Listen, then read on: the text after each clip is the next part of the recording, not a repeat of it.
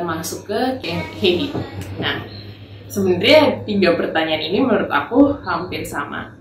Ini lebih kepada cara mengatasinya ya. Yang pertama kan, apa yang perlu kita lakukan untuk melawan rasa jenuh, depresi, loneliness saat karantina agar mood kembali dan produktif. Soalnya kalau udah jenuh mau gerak pun malas.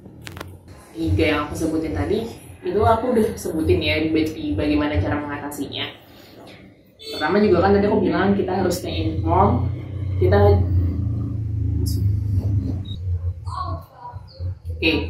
Pertama kita harus stay informed. Stay informed tuh maksudnya kita keep updated dengan berita-berita yang reliable.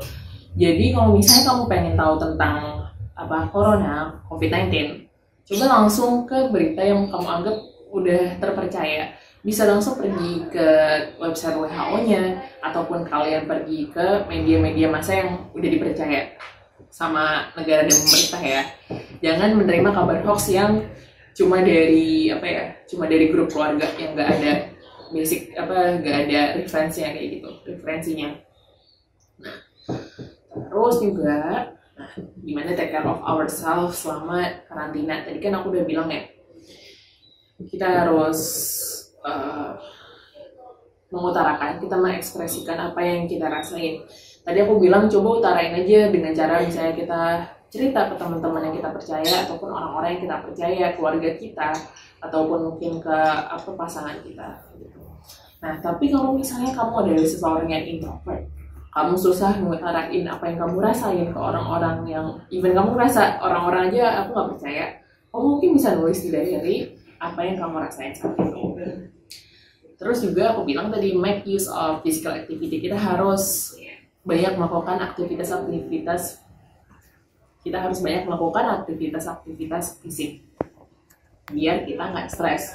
Tadi yang aku bilang adalah seperti kita workout di dalam ruangan. Nah, jadi pas kita berolahraga, jangan cuma olahraga sendirian. Nah, coba kita ajak teman-teman kita. Karena sesuatu yang dilakuin bareng-bareng kadang itu ngebuat kita ngerasa lebih baik. Ya mungkin karena aku orangnya extrovert kali ya, extrovert, tapi setengah extrovert, setengah introvert. Kalau misalnya olahraga, aku lebih senang untuk melakukannya sama teman-teman. Nah, buat teman-teman di AIUM, kan ada ini ya, Female Sport Complex ataupun Male Sport Complex. Coba teman-teman buat lari bareng teman-teman ke stadion kayak gitu. Jadi kalau misalnya larinya sendirian tuh kayak udah semangat. Nah, habis itu juga di keep track itu, hari ini 1 kilo, besok harus 1,5 kilo nih larinya. Ternyata 1 kilo aku cuma dapetnya 10 menit, besok 7 menit. Nah kayak gitu. Jadi kita kayak tetap tetap sehat juga karena olahraga bareng teman-teman. Dan intinya juga olahraganya juga jangan banyak orangnya, 2 ataupun bertiga gitu loh. Karena kan dalam COVID ini kita harus physical distancing kan, nggak boleh jaraknya terlalu dekat dengan teman-teman kita. Nah, kemudian hikmahnya juga apa sih dari olahraga sama teman-teman kalian? Nah, kalau kita kena matahari, kita berjemur kayak gitu, matahari itu bikin kita merasa lebih baik. Bukan cuma karena vitamin D-nya bagus buat kulit atau apa, tapi beneran secara kesehatannya, orang yang berjemur di bawah matahari psikologisnya akan tampak lebih baik daripada yang di dalam rumah terus yang nggak pernah kena paparan sinar matahari. Terus practice healthy living habits. Nah, kemarin tuh sebenarnya buat teman-teman aku yang bisa cerita ke aku bahwa mereka punya masalah dalam makan, misalnya lebih sering untuk ngemil kayak gitu karena kayak nggak ada pilihan lain, ya aku harus ngelakuin apa lagi kayak selain makan gitu. Nah, kita juga harus lihat nutrisi makanan yang kita makan. Nah, buat teman-teman yang mungkin aku tahu sendiri bahwa di UAE kalian makanan disediain ya, jadi nggak bisa milih. Cuma untuk teman-teman yang di luar yang masih bisa punya pilihan, coba untuk memilih makanan-makanan yang kayak sayuran kayak gitu. Nah, jangan sampai kita kayak menimbun lemak jenuh, karena apa yang kita makan juga mempengaruhi mood kita. Dan buat teman-teman juga jangan ngestok kayak makanan-makanan yang nggak sehat kayak mie, setiap hari makan mie, setiap hari makan ciki kayak gitu. Itu kurang bagus sih sebenarnya, karena terlalu banyak zat kimia dan itu bisa mempengaruhi psikologis kita juga. Mungkin teman-teman nanti bisa aku attach dari artikelnya bahwa makanan itu mempengaruhi mood ataupun psikologis kita. Nah, juga ya udah, tadi kan aku bilang juga bahwa kita mungkin banyak aktivitas yang bisa kita lakuin selama COVID-19 ini, selama karantina. Walaupun udah stres, kita tuh kayak harus menguatkan diri bahwa aku bisa. Banyak banget dengerin lagu. Kalau udah pusing dengerin lagu, nah saatnya kita berkarya, coba kita bikin lagu sendiri. Nah sebenarnya temen aku sempat juga, tapi aku nggak jadi kontribusi ya, karena aku ngerasa aku nggak punya skill di situ. Teman-teman aku tuh mungkin orangnya termasuk yang kreatif juga ya, jadi dia meminta buat aku dan kawan-kawan yang lain, ayo kita nyanyi buat ini Indonesia, kita nyanyi rumah kita, nah di videoin kayak gitu-gitu. Ini sesuatu yang baru, bikin sesuatu yang kreatif. Yang kedua juga bisa kalian mandi dengan air hangat, dan itu bisa bikin kita lebih relax kayak gitu. Kita bisa juga ngebaca, banyak banget kan ya yang bisa kita baca selain buku-buku pelajaran di kampus. Nah coba kalian baca novel, ataupun yang suka genrenya misteri, kalian baca-baca komik detektif kah atau apa, Agatha Christie, terus Sherlock Holmes. Nah kalau aku sendiri suka baca novel. Kalau sekarang lagi baca tentang ini sih, novel-novel Agatha Christie balik. Nah, karena dulu ngerasanya emang udah gak ada waktu lagi buat sempetin baca novel-novel genre misteri kayak gitu. Terus juga aku tadi kan bilang kita harus reuni online mungkin sama teman-teman kita yang lama. Mungkin buat teman-teman yang di UIA udah bosan banget kali ya di Mahalah, dan aku juga cukup bosan di rumah. Coba kita hubungin teman-teman kita yang SD ataupun SMP, SMA, kita nostalgia lagi, kita ingat-ingat dulu kita ngapain aja sih dulu kayak gitu.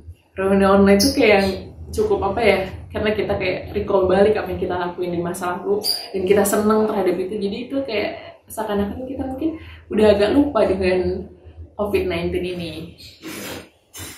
Terus remain in contact with people do you good. Jadi selain sama teman-teman buat reuni, kita juga bisa hubungin keluarga kita yang jauh dari kita gitu.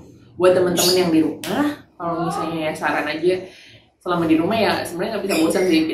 Aku kadang suka mikir, oh ya udah ini misalnya Tuhan ngasih aku kayak waktu yang agak lebih lama biar kita bisa menghabiskan waktu sama orang tua kita, sama adik-adik kita, sama abang-abang kita, kakak kita. Karena kapan lagi coba kalau mungkin nggak ada COVID-19 ini, aku suka mikir mungkin aku bakal lebih jauh lagi ya dari keluarga, karena nggak pernah ngerasain kedekatan seperti ini. Terus juga buat teman-teman yang lagi stres, karena menurut aku stres itu setiap orang pasti wajar pernah mengalami stres. Nah, dari setiap orang, aku tadi bilang di awal, punya caranya sendiri-sendiri untuk strateginya buat ngadepin. Mungkin bisa lebih kayak berdiam diri, ataupun mungkin cerita ke orang. Nah, yang harus dijauhi adalah adaptive strategy. Adaptive strategy itu apa sih? Nah, buat teman-teman yang langsung stres datangnya ke rokok, ataupun minum obat tidur lah, ataupun mungkin ya minum alkohol ataupun apapun, coba dijauhin dulu. Karena dampaknya mungkin nggak kelihatan sekarang. Mungkin iya rokok ataupun obat-obatan ya bisa juga narkoba ataupun obat tidur itu bisa ngerilis stres kita sekarang, tapi efek buruknya bakal datang nanti. Nah, selain daripada adiksi tadi, juga nanti mungkin itu ngaruh ke physical health kita, jadi kita bisa kena liver, kita sakit jantung atau apapun. Nah, terus juga feeling gratitude of ourselves. Jadi kalau dari positive psychology ini, kalau misalnya kita ada selalu rasa bersyukur terhadap apa yang kita punya, apa yang kita lakuin, itu akan ngerasa kita lebih baik. Sebenarnya aku tahu teman-teman pasti ngerasa kayak yaudah bosan banget, aku stres, aku mau ngapain lagi. Ada beberapa teman juga sama yang cerita kayak gitu. Aku cuma bisa bilang ya udah syukuri aja selama apa yang kamu dapetin selama di sana di Mahalah gitu ya. Karena kalau aku bisa bilang ya, kalian yang di Mahalah adalah orang-orang yang termasuk yang beruntung. pemerintah Malaysia sendiri dan termasuk pihak kampus peduli dengan kalian dan memberi kalian makan 3 kali sehari ya. Dan kalian nggak ditelantarin. Buktinya apa? Kalian nggak boleh keluar kemana-mana kayak gitu. Jadi benar-benar overprotective dan posesif ke kalian. Kalian harus bersyukur punya orang-orang yang peduli di sekitar kalian ya gitu. Dan kalian harus bersyukur di dalam kondisi seperti ini. Bersyukur juga kayak masih diberikan kayak kehidupan. Kita masih bisa keep in touch sama keluarga kita.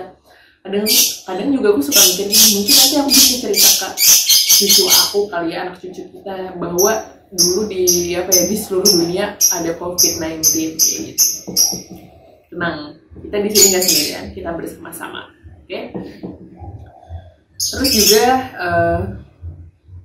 kita juga harus ngelakuin hal apa yang kita bikin kita senang. Jangan ngelakuin hal yang nggak bikin kita nggak senang. Maksudnya apa? Kamu ngerasa kamu nggak produktif, terus kamu pengen produktif terus. Nah, sebenarnya kan setiap orang kayak ada jedanya gitu loh. Mungkin kadang produktif, kadang males, kadang enggak gitu. Nah, pas males-malesan itu kayak kalian harus ngelimit diri kalian sendiri. Oke, aku cuma boleh males ya sehari doang, habis itu besok aku harus ngelakuin hal baru. Oke, besok misalnya aku udah rajin lagi kayak gitu. Jadi kemales-malesannya itu jangan kayak perpanjang. Dan kalau misalnya kalian mau males, kayak harus kayak ingat dulu ke diri sendiri, besok aku masih bisa ngelakuin hal seperti ini lagi nggak sih hari ini kayak gitu. Oke. Jadi ya kalau yang umat muslim mungkin bisa balik lagi ya ke surat Al-Asr ya, wal asri, nah demi masa ya. Jadi waktu itu sangatlah berharga gitu. Jangan kamu sia-siain buat males-malesan doang. Kita aku nggak psikologis banget ya, cuma aku tiba-tiba keingat sama kata-katanya Dr. Muntahaya saat itu. Banyak yang ulama-ulama sendirian itu kayak dia berdiam diri, tapi dalam kesendirian itu dia nulis buku berjilid-jilid, dan di umur yang masih muda kayak ngelakuin banyak hal kayak misalnya belajar dari Syekh sini ke sini, ke ulama sana, dari negara ke negara. Nah, mungkin kita bisa recall balik ke para ulama-ulama terdahulu. Jangan sampai kita kayak jadi generasi yang bobrok kayak gitu. Terus juga aku tadi bilang support diri kita dan support teman-teman kita. Kalian boleh curhat, tapi juga kalian ngedengerin curhatan teman-teman kalian. Tapi kalau misalnya kalian udah ngerasa nggak sanggup, ya udah nggak usah didengerin. Jadi benar-benar pilih aktivitas yang bikin kalian senang. Itu ya buat jawabannya. Takutan ini menjadi sebuah perilaku. Misalnya yang biasanya ada yang sakit ya. Kemudian akhirnya karena sakit ini dia nggak berani ke dokter karena dia berpikir rumah sakit adalah tempat yang tidak aman. Nanti aku kena ini, kena COVID.